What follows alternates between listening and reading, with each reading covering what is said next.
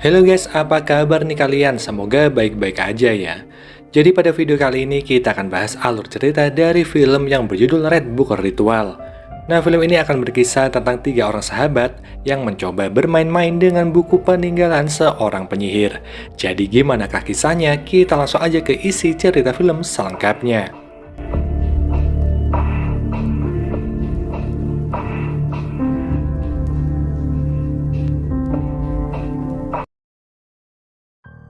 Di awal film, kita akan melihat seorang wanita yang sedang melakukan semacam ritual.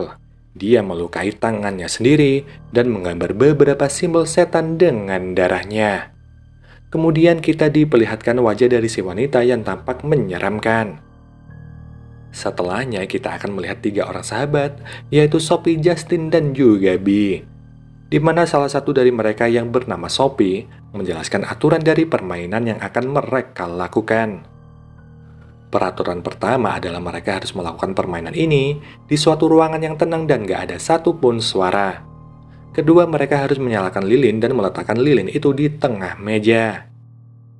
Mereka akan melakukan permainan ini dengan petunjuk dari sebuah buku berwarna merah.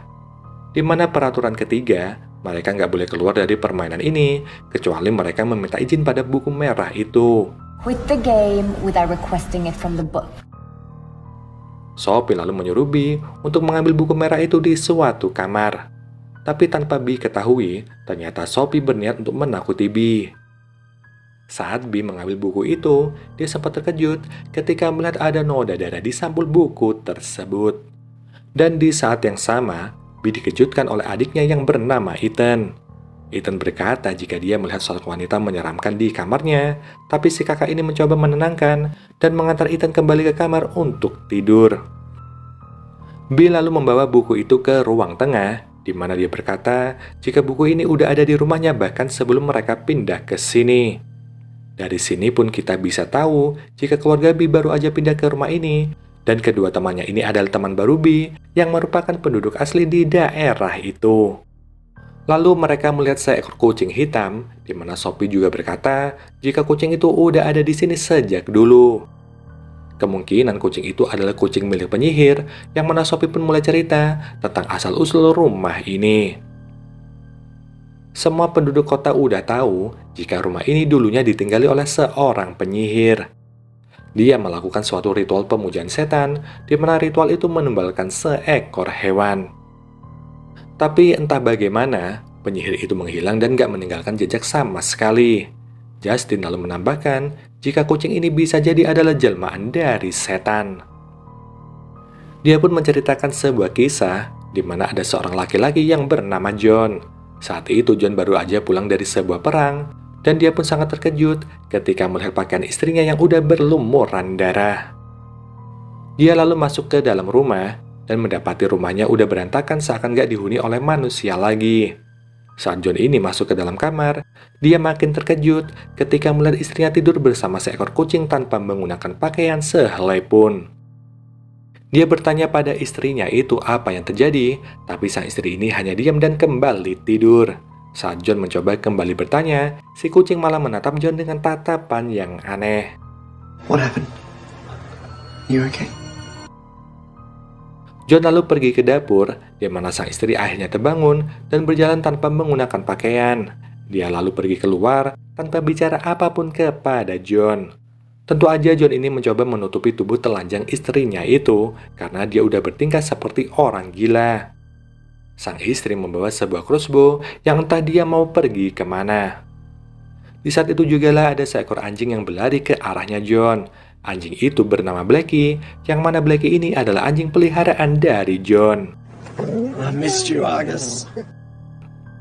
Bingung dengan kelakuan istrinya itu, John pun berniat untuk masuk ke rumah. Tapi dia merasa aneh ketika melihat Blackie yang gak mau masuk dan hanya berdiam diri di halaman. Dia lalu membawa kucing itu keluar, tapi saat udah masuk ke rumah, dia mendengar Blackie yang udah menggonggong. Ternyata Blackie ini udah menghabisi kucing itu, dan oleh karenanya, John pun segera mengubur kucing itu sebelum istrinya pulang. Dan benar aja sang istri ini udah kayak orang gila setelah nggak menemukan kucing itu dimanapun. John mencoba menenangkan istrinya itu, tapi setelahnya, sang istri malah mencium bau darah dari pakaian yang dipakai sama John. I'm sorry. Sang istri sangat marah, yang mana John mengatakan jika Blackie udah menghabisi kucing itu. Mendengar hal tersebut, dia langsung membawa crossbow dan menuju ke gudang untuk menghabisi Blackie. John gak bisa apa-apa, hingga Blackie pun akhirnya tewas. Di sana dia juga terkejut saat melihat kucing itu hidup lagi. Merasa jika kucing ini bukanlah kucing biasa, John berniat untuk menghabisinya. Namun di saat itulah, John terkena tembakan dari crossbow. Sebelum sang istri ini menembak lagi, John segera menyerangnya. Dia kemudian menembak kucing itu, tapi si kucing malah menghilang. Sang istri lalu menyerang John, di mana John membalas dengan memukulnya menggunakan sekop. Si kucing lalu muncul, dan di saat itulah sang istri hidup lagi. Melihat mata sang istri yang bersinar, John sadar jika itu bukanlah istrinya. Dia memutuskan untuk pergi dari sana, dan kita pun dibawa balik ke Sophie dan juga teman-temannya. Sophie dan juga Justin tertawa ketika melihat Bee yang ketakutan saat mendengar cerita itu. Dia berkata jika cerita itu hanyalah kabar burung, akan tetapi cerita tentang penyihir itu benar-benar ada. Sophie lalu menutup matanya dan menaruh tangannya di atas buku tersebut. Dia kemudian bertanya pada buku merah itu, apakah dia boleh memulai permainan. Kemudian Sophie mulai membaca, di mana di saat yang sama, Bee mendengar suara bisikan. Dia pun merengek dan meminta mereka untuk menghentikan permainan ini, tapi Sophie sama sekali nggak peduli. Anyway, let's get back to the... It's a story. Saat giliran Bee, dia membaca, apakah kau bisa membuktikan jika sekarang ini ada arwah gentayangan yang bersama mereka? Lalu terdengar suara wanita, dan hal ini mulai membuat mereka takut.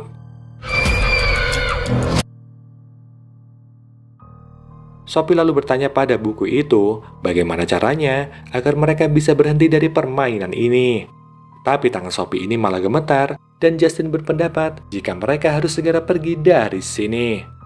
Namun Bee nggak setuju karena mereka harus minta izin pada buku merah ini jika ingin menghentikan permainan. Bee lalu bertanya ada berapa arwah yang ada di sini, dan si buku menjawab ada 3. Sophie lalu bertanya lagi bagaimana caranya agar mereka bisa berhenti.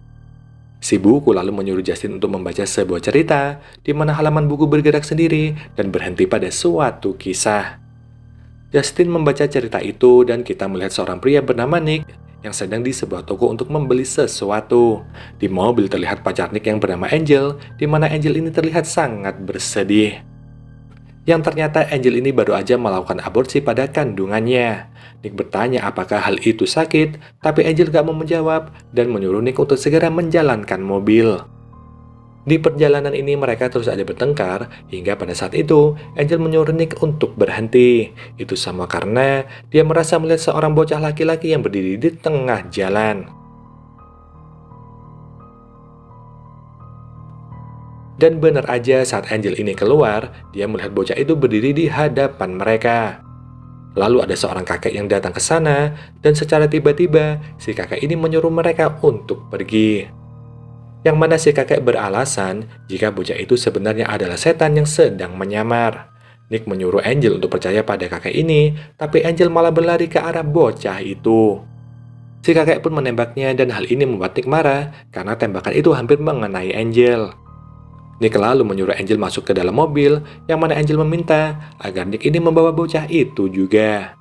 Dia pun berjalan ke arah si kakek yang ternyata kakek ini udah mati dan matanya berubah menjadi hitam. Mata Nick juga berubah menjadi hitam, di mana di saat itulah Angel baru sadar jika benar bahwa si bocah ini adalah setan. Setelah membaca kisah itu, hidung Justin berdarah dan dia melihat suatu sosok di belakang Bee. Sophie pun membaca cerita selanjutnya, di mana kita akan melihat seorang gadis bernama Ji-hyo. Saat itu dia sedang tidur, tapi tiba-tiba dia terbangun dan melihat sang ayah yang duduk sambil menutup matanya. Saat si ayah ini membuka mata, tiba-tiba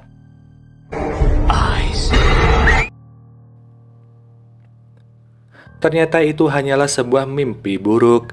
Dia pun lari menuju ibunya dan merengek jika dia baru aja bermimpi buruk tentang ayahnya. Ji-hyo ingin sekali bertemu dengan ayahnya itu, tapi sang ibu mencegahnya dan melarang Ji-hyo masuk ke kamar ayahnya. Tiba-tiba telepon berbunyi, yang ternyata telepon itu dari kakak ipar, atau lebih gampangnya dari kakak si ayah sekaligus paman dari Ji-hyo. Si ibu berbohong pada kakak iparnya itu dan berkata jika dia sedang ada di luar.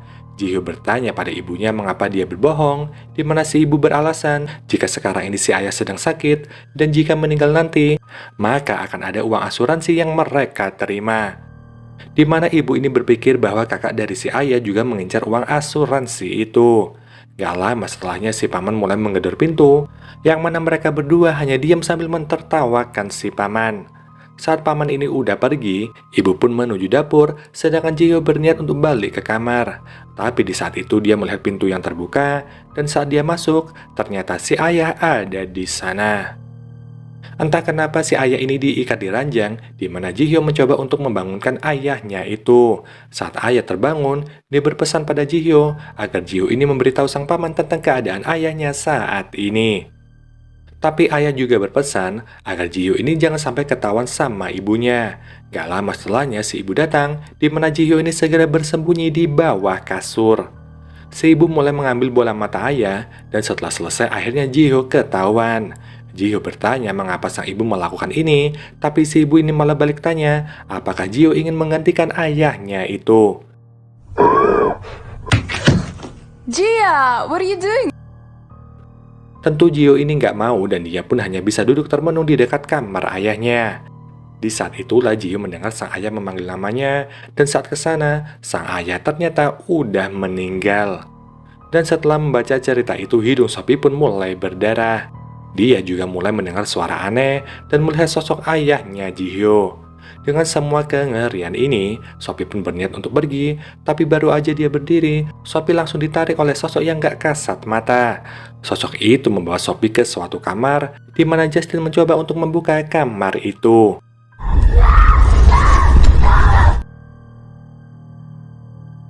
Bi lalu meminta agar Sophie ini dibebaskan, tapi si buku menyuruh Bi untuk kembali membaca kisah di dalam buku ini.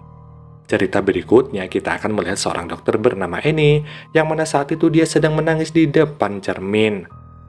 Dia pergi untuk memeriksa seorang pasien bernama Tony, di mana Annie berusaha yang terbaik untuk membuatnya tetap hidup.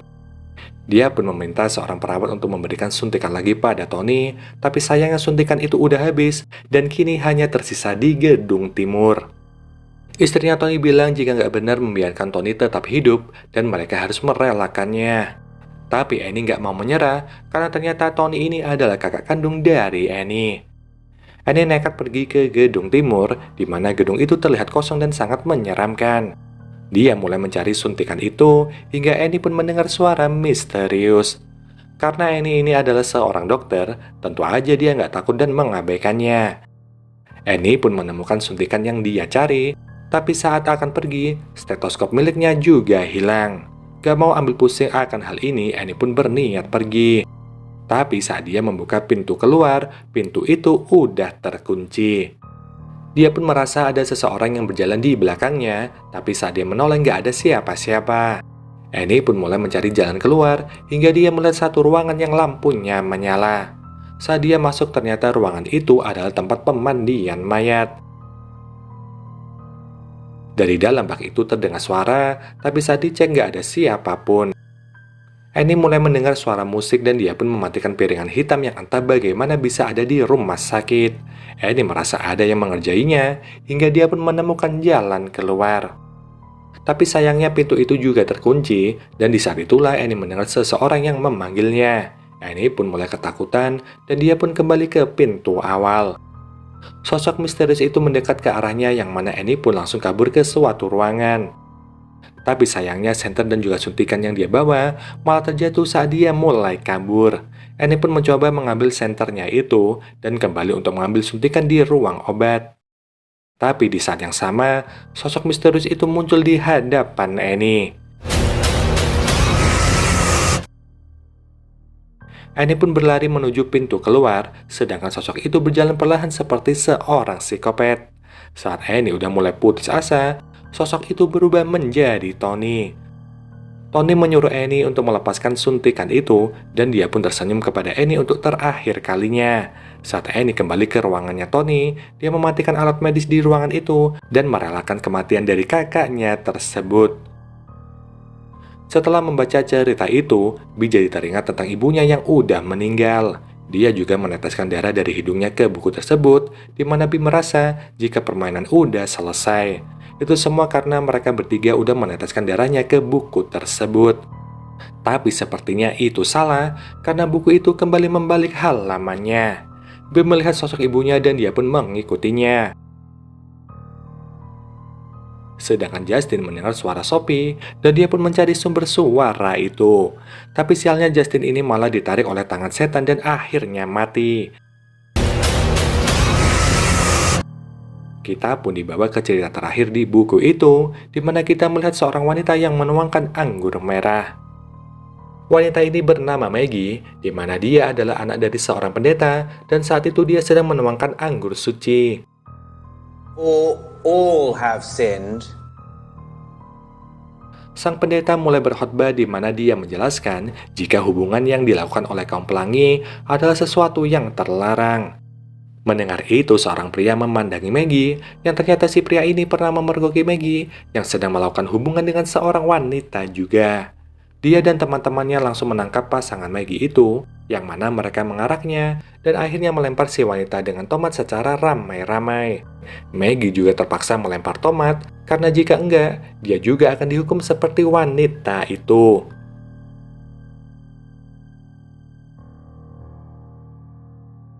Semua warga desa di gereja itu mulai meminum anggur milik Maggie, dan mereka pun akhirnya mati, termasuk si pendeta yang merupakan ayahnya Maggie.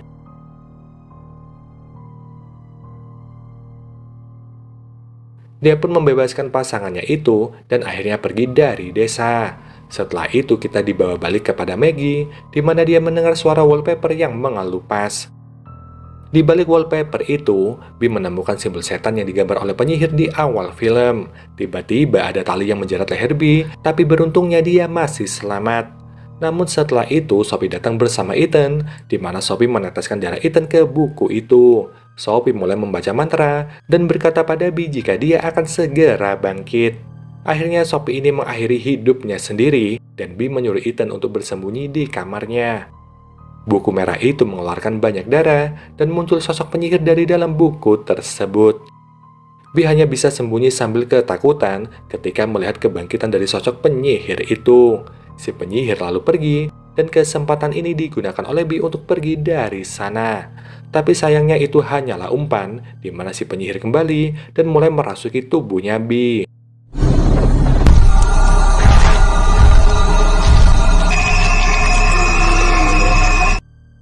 Bee yang udah kerasukan segera pergi ke kamarnya Ethan, di mana dia menyuruh Ethan untuk keluar, yang tentunya Ethan akan menjadi korban dari penyihir itu.